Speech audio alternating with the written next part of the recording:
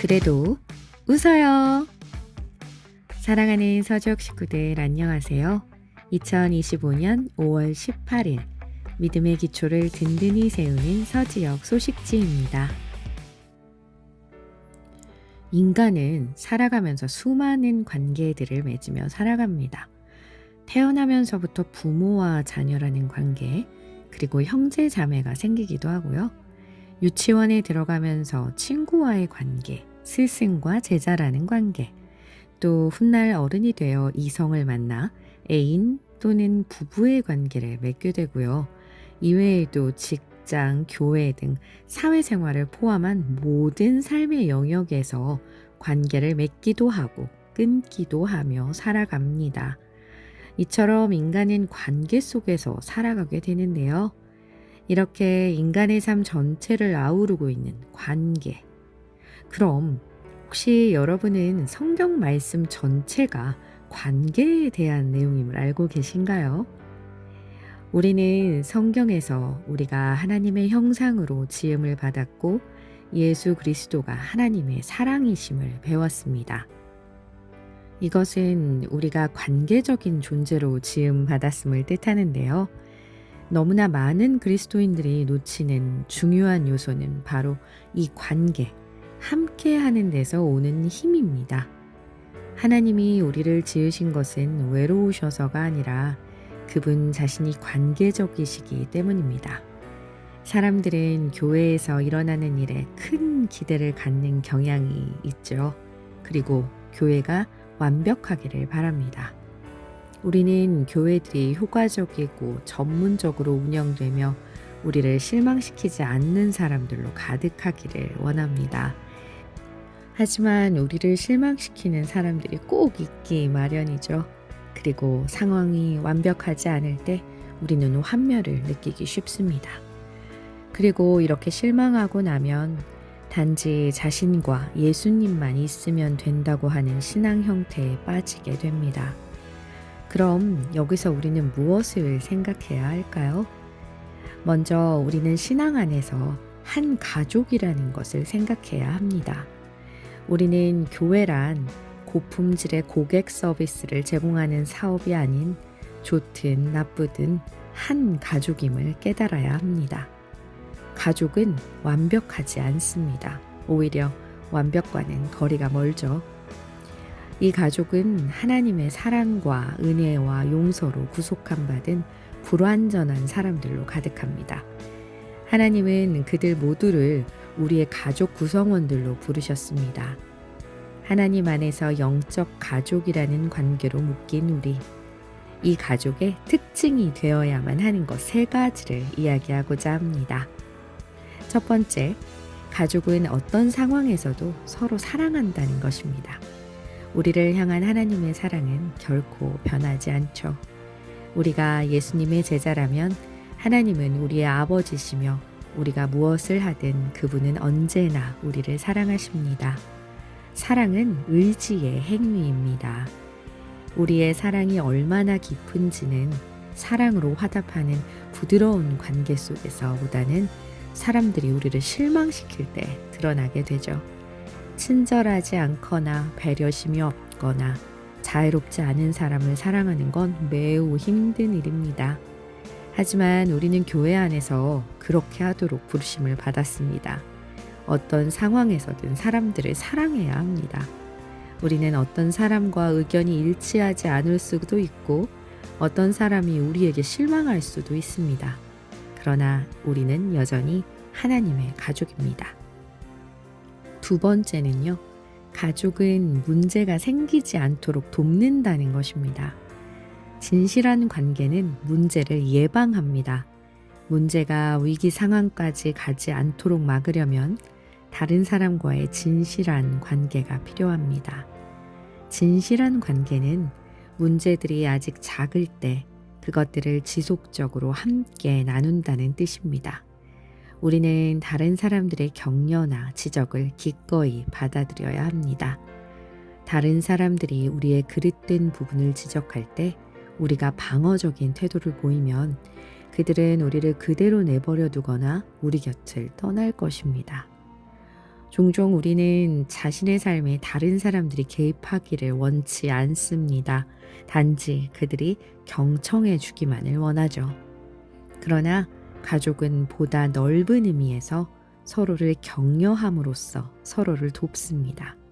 참된 격려는 나중에 일어날 수 있는 많은 문제를 예방하도록 돕습니다. 마지막으로 세 번째는 가족은 회복을 시켜준다는 것입니다. 가족 구성원 중 한 명이 곁길로 갈 때 가족은 단지 또 보자 라고 말하며 등을 돌리지 않죠. 그 사람이 우리 가족이라면 나머지 구성원들은 그를 예수께로 그리고 생명과 강건한 모습으로 회복시키는 일을 도울 수 있기를 바라면서 기다릴 것입니다. 계획대로 일이 풀리지 않을 때 우리는 용기를 내어 관계를 돈독히 해야 합니다. 마귀는 우리를 서로 분리시키려고 부단히 애를 씁니다. 여럿이 모이면 힘이 있기 때문이죠. 함께 하는 힘, 이것이 우리를 향한 하나님의 계획입니다. 우리는 서로를 이해하고 용서하며 은혜를 확산하고 서로를 예수께로 회복시키기 위해 싸워야 합니다. 50년 동안 결혼 생활을 한 노부부처럼 우리는 교회에서 그런 식으로 사랑하도록 부르심을 받았습니다. 우리는 하나님의 가족입니다. 이번 주 성경 암송 구절입니다. 예수께서 돌이켜 그들을 향하여 이르시되 예루살렘의 딸들아 나를 위하여 울지 말고 너희와 너희 자녀를 위하여 울라. 누가복음 23장 28절 말씀. 아멘. 이번 주 소식지에는요. 먼저 윤인헌 권사님의 은혜 나눔의 글이 실렸습니다. 함께 읽어볼까요? 안녕하세요. 저는 김망예 권사의 센터 윤인헌 권사입니다. 소식지를 통해 늘 기도하던 제목에 응답하신 하나님에 대하여 함께 나누고자 합니다. 현재 제가 살고 있는 곳은 현대아파트입니다. 그런데 현대아파트로 이사를 오기 전 신대방 쪽의 빌라에서 세를 주며 살고 있었습니다. 그러나 나이를 먹다 보니 집을 관리하고 세입자를 관리하는 것이 참 어려웠습니다. 그래서 집을 팔기 위해 기도를 시작했습니다. 그러나 빌라의 매매가 쉽지 않았습니다. 더욱이 세입자들 중 조금 이상한 분들도 계셨습니다. 어떤 세입자는 갑자기 행방불명이 되어 동사무소를 통해 세입자를 찾기도 했습니다. 그럴 때마다 원세현 목사님을 모시고 함께 예배를 드리고 기도를 했습니다. 목사님께서 기도를 많이 해주셨습니다. 그럼에도 불구하고 마음이 많이 어려웠습니다. 그러나 성경 말씀에 고난이 내게 유익이라는 말씀처럼 이 모든 과정이 제게 유익이 되었습니다. 하나님께서는 제가 원하는 때가 아니라 하나님의 때에 응답해 주셨습니다. 세입자와의 이해관계가 잘 해결이 되었고 건물 매매가 잘 이루어졌습니다. 무엇보다 늘 교회에 가까이 오기를 사모하며 기도했는데 때에 맞게 하나님께서는 교회 가까이 있는 현대아파트로 이사를 하게 하셨습니다. 모든 과정을 지나면서 하나님께서는 저의 기도에 응답하시는 하나님이심을 다시 한번 고백하게 되었습니다. 모든 것이 하나님의 은혜였습니다. 고난 당하는 것이 내게 유익이라. 시편 119편 71절 상반절 말씀. 감사합니다. 할렐루야. 아멘. 누구나 살아가면서 힘든 일들이 있겠지만 세상 사람들과 다른 점이 있다면 아마도 힘든 일을 대하는 자세인 것 같습니다. 마냥 불평과 불만을 하는 것이 아니라 하나님의 뜻을 구하며 또 그 뜻에 순종하려는 태도. 바로 우리 권사님께서 그렇게 하셨네요. 교회에 가까이 이사 오셨으니 앞으로 더욱더 건강하시고 또 주님 사랑하는 데 열심을 아끼지 않으시기를 소망합니다. 이번 주일은 우리가 스승의 주일로 지켰는데요. 영아부에서 고등부에 이르기까지 하나님의 주권 아래 세워진 우리 교사 선생님들의 사명을 기억합니다. 단지 한 날의 기념이 아니라 우리 모두가 다시 한번 교육과 가르침의 본질을 성찰하고 하나님 앞에 감사하는 기회가 되어야 할 것입니다. 그 중에서 유치부 교사로 섬기는 우리 서지역 식구들의 메시지를 전합니다. 먼저 이희정 권사님의 글입니다. 마냥 귀엽고 사랑스럽기만 한 유치부 친구들. 그 모습을 볼 때면 모든 것이 용서되고 녹아내립니다.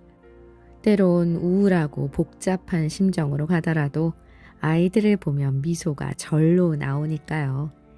그리고 어느 부서보다 사랑이 풍성하고 관계가 돈독한 유치부이기에 더욱 믿음을 유지하기에도 딱 좋은 부서랍니다. 요즘 아이들이 계속 줄어 안타까운 마음이지만 차차 부흥들이라 믿고 제가 선 자리에서 지금처럼 섬기고 나누고 봉사하면서 오래도록 유치부와 함께 하고 싶습니다. 지금까지 함께 하신 하나님께 감사드립니다. 네. 남경희 권사님은요. 돌아보면 유치부 아이들의 순수한 사랑과 선생님들의 많은 사랑에 힘입어 지켜왔던 자리였음을 고백합니다. 감사합니다. 라고 해주셨네요. 마지막으로 유정인 권사님의 글입니다. 지난 주일 어버이 주일을 맞아 부모님들을 초청하여 아이들의 찬양, 율동과 유치부에서 준비한 선물을 드리는 시간을 가졌습니다. 어린아이를 키우는 유치부 부모님들 많이 힘드실 텐데 응원하고 또 가정을 위해 기도하겠습니다. 네, 정말 어렵고 힘든 환경 속에서도 늘 애쓰고 헌신하시는 우리 교사 선생님들 진심으로 축복합니다. 서지역 소식입니다. 지난 5월 11일 주일 오후 예배 때 모든 세대의 축복 속에 시니어 감사 축복 예배가 있었습니다. 우리 서지역에는 이상규 집사님, 박준섭 권사님, 박기녀 집사님께 감사장 수여가 있었는데요. 이번 축복 예배를 통해서 부모 세대에게는 건강과 평강을 주시고 또 다음 세대에게는 부모를 공경하는 믿음과 지혜를 허락하셔서 세대 간의 사랑과 존경이 넘치기를 기도합니다. 내 아버지와 어머니를 공경하라. 이것은 약속이 있는 첫 계명이니 이로써 내가 잘되고 땅에서 장수하리라.